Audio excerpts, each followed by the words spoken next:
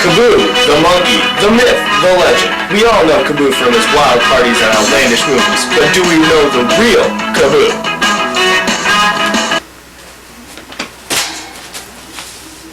Hi, this is Brad Covington. How does a monkey go from living on the mean streets through alcoholism and still rise to become one of America's coolest monkeys, and possibly the world's?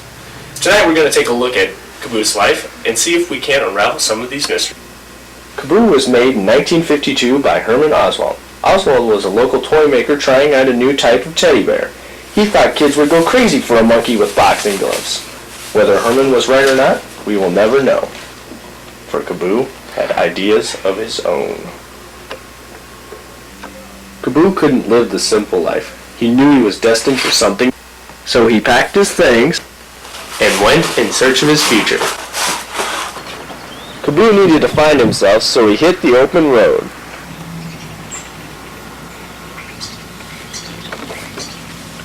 First he tried Venice Beach, but it just didn't feel right. But with his time in Venice Beach, he finally discovered what he'd been missing: alcohol. Kaboo liked to drink. A lot. A whole lot. But Kaboo's personal life began to affect his finance. So Kaboo hit the... but only got as far as Riverton, Wyoming.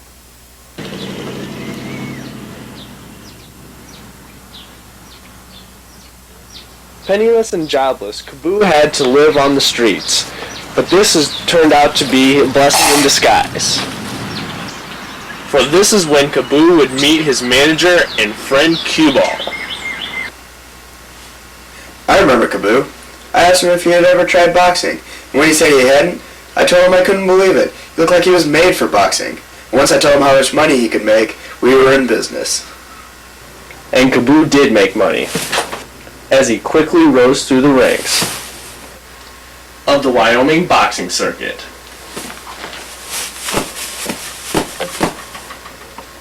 With a stunning record of 11-0.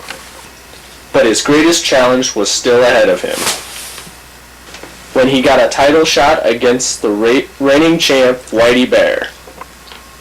Whitey Bear was one tough customer. He had been undefeated in 5 years, but I knew if anyone could take him, it would be Kaboo.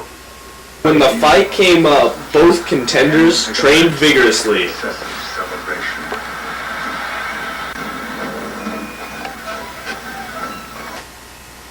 In their own ways. Then came the night of the fight. It was a great match, neither contender giving an inch. But in the end, only one could win. In the 10th round, Kaboo landed a smashing right hook. Whitey Bear was out cold, thus winning the fight and the championship. A few days later, Kaboo announced his retirement.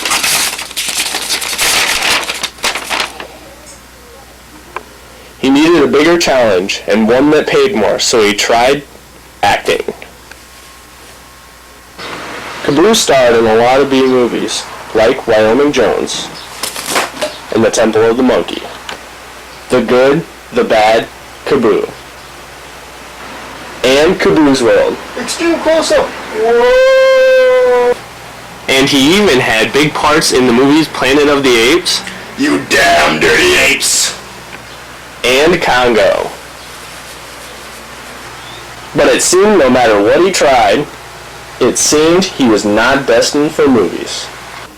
But on one fateful night when Kaboo was drinking at his favorite bar, who should walk in but Whitey Bear. Whitey Bear was still a little upset about losing his title to Kaboo. Whitey Bear attacked and began to pummel Kaboo. Then Whitey Bear made a mistake when he broke a full bottle of beer to attack Kaboo. When Kaboo saw the alcohol abuse, he snapped. Kaboo started to fight back viciously. When the fight ended, only Kaboo stood, and Whitey Bear was dead. When Kaboo realized what he had done, He knew he needed to get the hell out of Dodge. So Kaboo packed his things. Once again, he hit the open road. Kaboo drove till his car broke down in the small town of Anamosa, Iowa.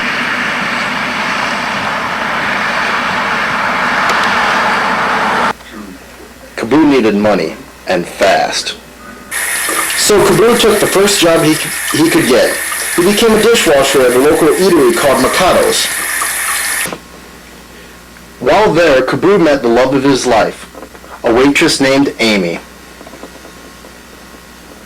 Kaboo wasted no time getting to know the young lady. The two became inseparable.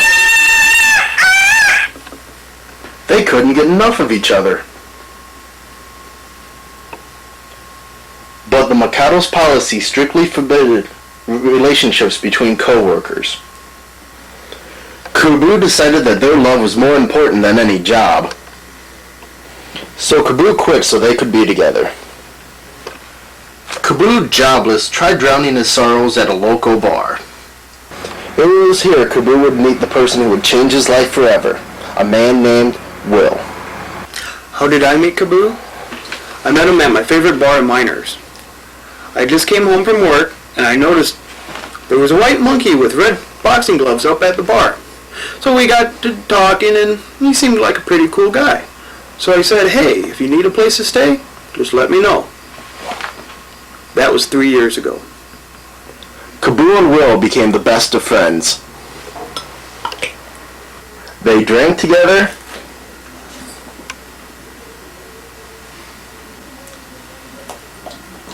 they partied together, and ditched the cops together. One night, Will came home speaking of a beautiful girl he had met at work. Her name was Monica Minkler. The two were soon married, and shortly after had a son named Lucas. Things were going well, but Monica was still a little apprehensive about Kaboo living with them. All he does is eat, drink anything around, and shit. That's it. Oh, and he makes a mess wherever he goes. Where is Kaboo today? No one knows. With the police still looking for him, he's decided to keep a low profile. Kaboo's life's had its ups and downs, but through it all, Kaboo has remained true to himself. Wherever he is, we wish him well. This is Zeb Stifler.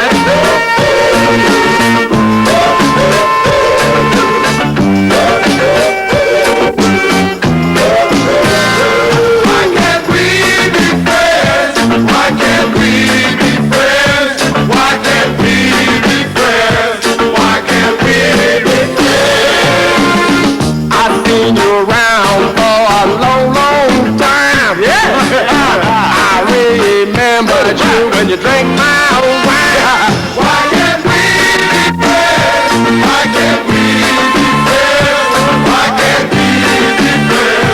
Why can't we be friends? I see you walking down in Chinatown. I call you, but you could not look around. Why can't we be friends? Why can't we be friends? Why can't we be friends? Why can't we be friends? I pay my money to the welfare line. I see you standing in it every time. Why can't we be friends? Why can't we be friends? Why can't we be friends? Why can't we be friends?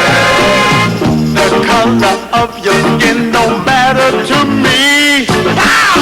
As long as we can live in harmony. Why can't we be friends? Why can't we be friends? Why can't we be friends? Why can't we be friends? I kinda like to be the president, so I can show you how your money's spent. Why can't we be friends? Why can't we be friends? Why can't we be friends? Why can't we be friends?